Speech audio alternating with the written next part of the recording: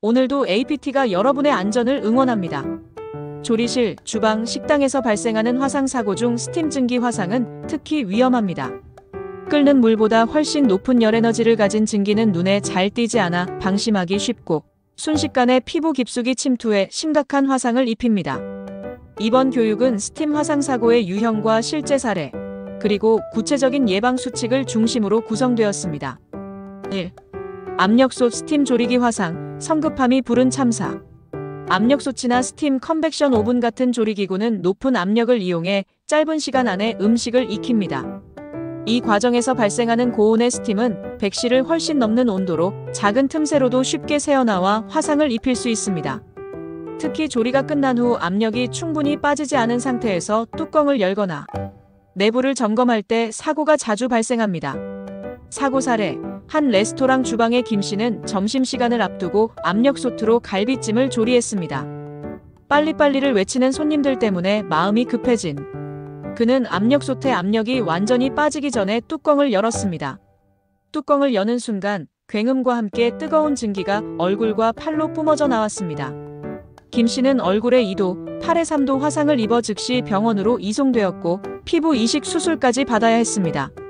잠시만 기다리면 될 것을 참지 못해 발생한 끔찍한 사고였습니다. 2. 식기세척기 화상, 안전수칙 미준수가 부른 비극. 대형 식기세척기는 고온의 물과 스팀을 이용해 식기를 살균합니다. 세척이 끝난 후 문을 열 때 미처 빠져나가지 못한 증기가 쏟아지면서 화상을 입는 경우가 많습니다. 문을 여는 방향, 시간 등 간단한 안전수칙만 지켜도 충분히 예방할 수 있는 사고입니다.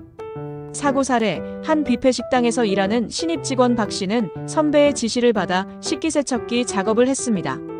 세척이 끝나자마자 선배가 문을 열라고 재촉했고 박 씨는 세척기 문을 자신 쪽으로 활짝 열었습니다. 그 순간 세척기 내부의 뜨거운 증기가 얼굴과 상체로 쏟아지면서 심각한 화상을 입었습니다.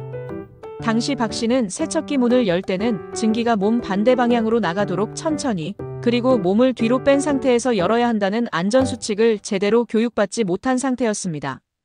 이 사고는 단순한 부주의를 넘어 안전교육의 부재가 얼마나 위험한지 보여주는 사례입니다. 3. 스팀 청소기 화상, 무관심이 부르는 재앙.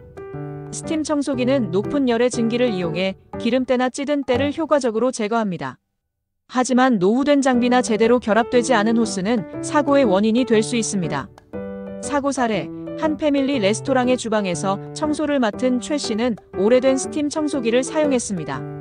청소기 호스가 낡아 미세하게 증기가 새고 있었지만 이 정도는 괜찮겠지 하고 넘어갔습니다. 그러다 호스 연결 부위가 갑자기 분리되면서 고온의 스팀이 최 씨의 손목에 직접 분사되었고 결국 3도 화상을 입었습니다. 당시 최 씨는 장비 점검을 소홀히 한 것에 대해 깊이 후회했습니다. 작은 결함이라도 무시하지 않고 즉시 조치하는 것이 얼마나 중요한지 깨닫게 된 사고였습니다. 4. 스팀 화상 예방을 위한 3가지 핵심 수칙. 이와 같은 사고를 예방하기 위해 우리는 다음 3가지를 반드시 실천해야 합니다.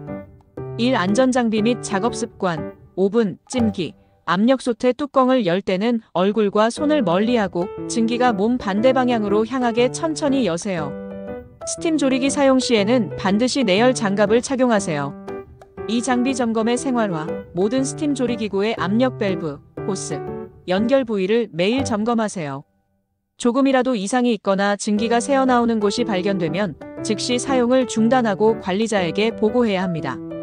3. 안전거리 확보. 뜨거운 물이나 스팀이 있는 곳. 주변에서는 항상 안전거리를 유지하고 다른 사람에게 위험을 알리세요. 특히 어린이나 고객이 접근하지 않도록 주의해야 합니다. 안전한 주방 환경은 개인의 작은 관심과 노력에서 비롯됩니다. 이 교육이 여러분의 안전을 지키는 데 큰 도움이 되기를 바랍니다.